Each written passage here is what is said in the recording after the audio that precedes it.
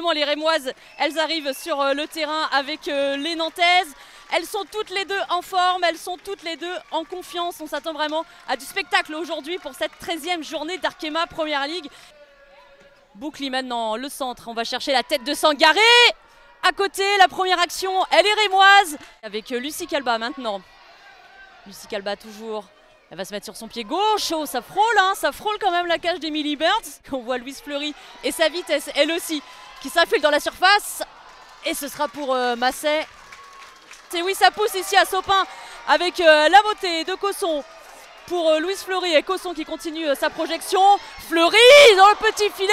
On a apprécié son mouvement, déjà cette passe, et puis elle a continué son effort pour aller directement dans la surface de réparation, amener de la présence.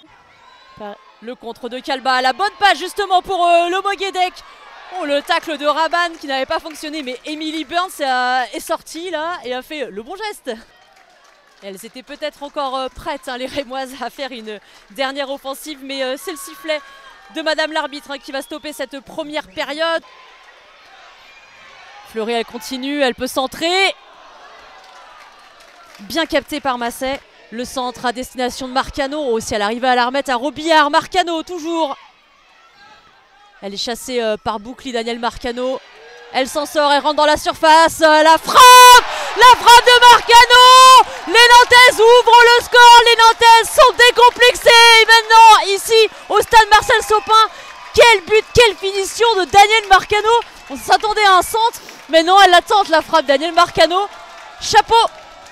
Ouais, elle pénètre très bien sur Maïté Boucli dans la surface de réparation.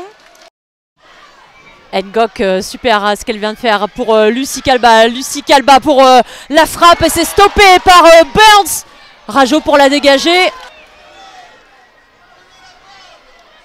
Calba, le centre en première, attention, elle a trouvé Lamine. Lamine toujours, Lamine, oh l'arrêt de Burns, c'est non, c'est dedans, c'est rentré. Et c'est Bourguin qui parvient à faire cette égalisation pour le Stade de Reims. Incroyable scénario dans cette fin de match. On a eu plein de changements et ça a fait mouche. Un partout maintenant entre les deux équipes. Il reste 5 minutes de jeu. Fin de match haletante. Oui, on le disait justement qu'à 1-0, il n'y avait absolument rien de fait. Un partout, fin du match. Les deux équipes se quittent bons amis. Aujourd'hui, on a vu un match intéressant par séquence avec des possessions des fois à la faveur de Nantes, des fois à la faveur de Reims.